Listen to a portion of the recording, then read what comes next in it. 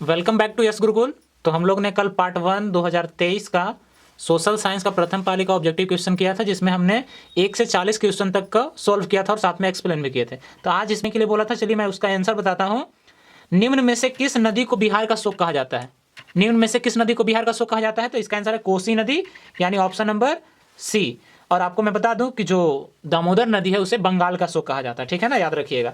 अगला 41वां नंबर प्रश्न है कि निम्न में से कौन प्राकृतिक आपदा नहीं है? प्राकृतिक आपदा का मतलब जो भगवान, जो ईश्वर ने दिया है, जैसे सुनामी, पृथ्वी हिलेगा तो, क्योंकि हिलाना हम लोग का वास के बात नहीं है। बाढ़ वही आता है, भूकंप वही आता है, बट महामारी हम लोग खुद क्रिएट करते हैं, मनुष्य लोग क्रिएट करता है, इसलिए वह प्राकृतिक आपदा नहीं है। 42वां क्वेश्चन है कि वर्ष 1934 में बिहार में किस प्राकृतिक आपदा का सामना किया गया था? तो वर्ष 1934 में बिहार में क्या हुआ था? उस समय भूकंप आया था, बहुत बड़ा भूकंप आया था, ठीक है ना, 1934 का भूकंप।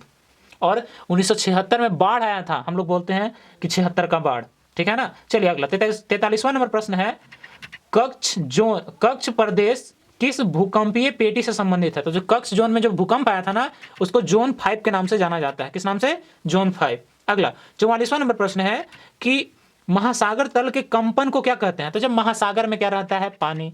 पानी जब हिलेगा तो निकटवर्ती क्षेत्र में क्या करेगा? बह जाएगा, तो उसी को क्या बोल देते हैं? बड़े पैमाने पे हो जाए तो सुनामी। क्या होता है? सुनामी। समझ में आ रहा होगा आप लोग को। अगला 45वां क्वेश्चन, जब भूकंप आता है तो बड़े बड़े इमारत, मकान क्या हो जाते हैं? गिर जाते हैं। मलबे के नीचे दबे हुए लोगों का पता लगाने के लिए किस यंत्र की मदद ली जाती है? तो इसको क्या बोलते हैं? Infrared camera. यह बता देता है कि अंदर आदमी जिंदा है या मरा है और कितने आदमी हैं, ठीक है ना। 46वां नंबर प्रश्न है कि भारत के संविधान सभा का गठन कब हुआ था? तो भारत में, कि भारत भी एक संविधानिक देश बनेगा, इसके लिए एक संविधान सभा का गठन 1946 में किया गया था, ठीक है ना।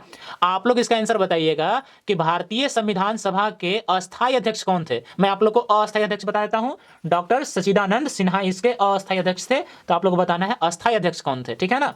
47वां नंबर प्रश्न है, एन क्रुमा कहां के राष्ट्रपति चुने गए? तो एन क्रुमा जो है घाना के राष्ट्रपति चुने गए हैं, ठीक है ना। प्रश्न है कि राजनीतिक दलों की मान्यता तथा उनका चिन्ह कौन प्रदान करता है? तो यदि मैं किसी पार्टी का नेता हूं तो मैं खुद अपना चिन्ह को नहीं बना सकता कि मेरा कमल छाप होगा तो मेरा पंजा छाप होगा। उसको कौन देता है? राजनीतिक दल को मान्यता निर्वाचन आयोग देता है, जो निर्वाचन देश में कराता है, ठीक है ना, निर्वाचन आयोग। अगला 49वां नंबर प्रश्न है कि निम्न में से कौन सा क्षेत्रीय पार्टी है? तो क्षेत्रीय पार्टी कौन है? लोक जनशक्ति पार्टी क्या है? एक क्षेत्रीय पार्टी है।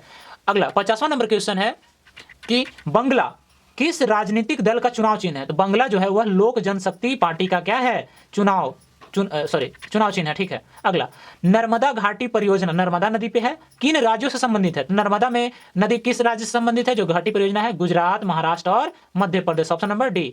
52वां नंबर क्वेश्चन, निम्न में से कौन सा भारतीय किसान यूनियन के प्रमुख नेता थे? यह बहुत ज्यादा इंपॉर्टेंट क्वेश्चन है, बहुत एग्जाम में पूछता है कि भारतीय किसान यूनियन के प्रमुख नेता कौन थे? तो चौधरी चरण सिंह जो थे भारतीय किसान यूनियन के क्या थे? प्रमुख नेता थे। अगला जिला परिषद का कार्यकाल कितने वर्ष का होता है? तो वही कार्यकाल जो प्रधानमंत्री का होता है, राष्ट्रपति का होता है, मुखिया का होता है, उसी प्रकार जिला परिषद का कार्यकाल भी कितने वर्ष का होता है? 5 वर्ष का होता है। अगला 54वां नंबर प्रश्न है, पंचायती राज प्रणाली की शुरुआत कहाँ हुई थी? तो पंचायती राज प्रणाली की जो शुरुआत हुई थी सबसे पहले राजस्थान में किया गया था। कहाँ किया गया था? राजस्थान।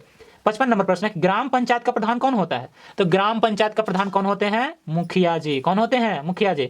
आप लोग बताइएगा कमेंट बॉक्स में कि ग्राम कचहरी के प्रधान कौन होते हैं, ठीक है ना। अगला प्रश्न, राज्यपाल की नियुक्ति कौन करता है? तो जैसे देश में राष्ट्रपति कार्य करते हैं, वैसे ही राज्य में कौन कार्य करते हैं? राज्यपाल। तो राज्यपाल की नियुक्ति कौन करता है? राष्ट्रपति करते हैं, ठीक है ना। अगला 57वां नंबर प्रश्न है, आंग सान सू किस देश से संबंधित है? नाम से ही पता चल जा रहा है कि श्रीलंका, भूटान और दक्षिण अफ्रीका के तो है नहीं, यह कहाँ के हैं? म्यांमार के हैं। आंग सान सू की यह एक बहुत बड़े विख्यात लेखक थे, ठीक है ना। अगला भारतीय राष्ट्रीय कांग्रेस की स्थापना कब हुई थी? तो दिसंबर 1885, ठीक है। 59वां नंबर प्रश्न है कि बोल्विया में जनसंघ का मुख्य कारण क्या था? तो बिस्लरी का बोतल का जो पानी होता है ना, उसका कीमत क्या हो गया था? बढ़ गया था। जस्ट किडिंग, वहां क्या था? पानी की कीमत में क्या हो गई थी? वृद्धि हो गई थी। तो बोल्विया में क्या हो गया था? जनसंघर्ष स्टार्ट हो गया था, ठीक है ना। 60वां नंबर प्रश्न आपको दिख रहा होगा, निम्न में से किस पत्र ने रातों रात वर्नाक्यूलर प्रेस एक्ट से बचने के लिए अपनी भाषा को क्या किया था? रातों रात बदल दिया गया था।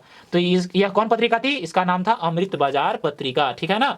61वां नंबर प्रश्न है कि विश्व में सर्वप्रथम मुद्रण की शुरुआत कहां हुई थी? तो मुद्रण की शुरुआत कहां हुई थी?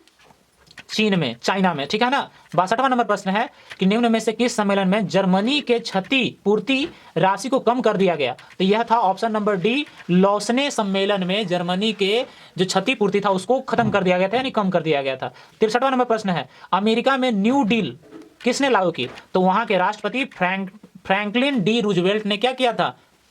उसमें न्यू डील लागू किया था। अगला 64वां नंबर प्रश्न है जॉन के किस मशीन का आविष्कारक किया था? तो जॉन के किसका आविष्कार किए थे? Flying shuttle. फ्लाइंग शटल के जो आविष्कारक है कौन है?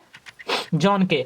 वल्लभ भाई पटेल को सरदार की उपाधि किस किसान आंदोलन के दौरान हुआ? तो वहां बारदोली किसान सत्याग्रह में वहां की महिलाओं के द्वारा वल्लभ भाई पटेल को सरदार की उपाधि दिया गया। 66वां नंबर प्रश्न है कि निम्न में से किसे सीमांत गांधी के नाम से भी जाना जाता है? यानी उन्होंने गांधी की तरह अपनी भूमिका निभाई। तो सीमांत गांधी के नाम से खान अब्दुल गफार खान को जाना जाता है। अगला 67वां प्रश्न है कि भारत सरकार अधिनियम 1919 को किस नाम से और जाना जाता है? भारत सरकार अधिनियम 1919 को मोंटेग्यू चेम्सफोर्ड सुधार योजना के नाम से भी जाना जाता है। 68 नंबर क्वेश्चन है कि अंकोर वाट मंदिर का निर्माण किसके द्वारा किया गया? तो सूर्यवर्मा द्वितीय, ऑप्शन नंबर बी।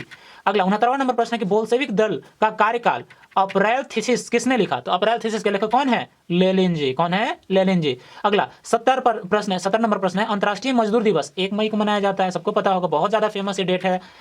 71वां नंबर प्रश्न है कि समाजवादियों का बाइबल किसे कहा जाता है? मोस्ट वीवीआई प्रश्न, समाजवादियों का बाइबल किसे कहा जाता है? तो दास कैपिटल। दास कैपिटल के लेखक कौन है? आप लोग हमें कमेंट बॉक्स में बताइए कि दास कैपिटल के लेखक कौन है, ठीक है ना। 72वां नंबर प्रश्न है कि रक्त और लौह की नीति का अवलंबन किसने किया? तो रक्त और लौह की नीति का रक्त और लौह की नीति का जो अवलंबन है किसने किया? बिस्मार्क जी ने किया, ठीक है ना।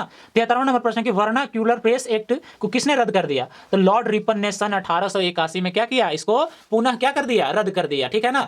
अगला प्रश्न, रूस में अल्पमत वाले दल को क्या कहते हैं? जिसका मत बहुत कम है, छोटा पार्टी है, उसको क्या बोलते हैं? बोल्शेविक। क्या बोलते हैं? बोल्शेविक। 75वां नंबर प्रश्न है कि बाओदाई की सरकार कहां थी? तो बाओदाई की सरकार कहां बनाई गई थी? दक्षिणी वियतनाम में क्या थी? बाओदाई की सरकार थी। अगला 76वां नंबर प्रश्न है कि उत्तर और दक्षिण वियतनाम का एकीकरण कब हुआ था? तो उत्तर और दक्षिण वियतनाम का एकीकरण 1976 में किया गया था। 77 क्वेश्चन है कि निम्न में से किसके योगदान से इटली का एकीकरण पूरा हुआ? तो ऑप्शन ए है Mazzini, count Cavour, Victor Emmanuel, इनमें से सभी। तो देखिए इटली के एकीकरण में पहला चरण मेजनी के द्वारा किया गया, दूसरा चरण काउंट काउर और तीसरा चरण विक्टर इमैनुअल के द्वारा किया गया। यानी तीनों चरणों के द्वारा ही क्या हुआ? इटली का एकीकरण 1871 में पूरा हुआ। तो इसमें ऑप्शन क्या हो जाएगा? इनमें से सभी, सबका योगदान था। अगला प्रश्न, हीगेल। अगला प्रश्न है हीगेल किस देश का दार्शनिक था? तो हीगेल कहाँ का दार्शनिक था? जर्मनी का दार्शनिक था। अगला जर्मन राइन, 79वां प्रश्न, जर्मन राइन राज्य का निर्माण किसके द्वारा किया गया? तो जर्मन राइन जो राज्य का निर्माण जो है वो नेपोलियन बोनापार्ट के द्वारा किया गया। और 80वां नंबर प्रश्न को आप लोग आंसर बताइएगा कि अंतर्राष्ट्रीय महिला दिवस की घोषणा किस संस्था ने की थी? ऑप्शन ए है अंतर्राष्ट्रीय महिला आयोग, संयुक्त राष्ट्र संघ, यूरोपीय संघ और आसियान। तो इसका आंसर आप लोग कमेंट बॉक्स में दीजिएगा। और अगर आपको पार्ट 2 अच्छा लग रहा है तो अपने दोस्तों के साथ इसे जरूर शेयर करें, यस गुरुकुल को जरूर सब्सक्राइब करें। मिलते हैं किसी और वीडियो के साथ, तब तक के लिए जय हिंद, जय भारत, भारत माता की जय।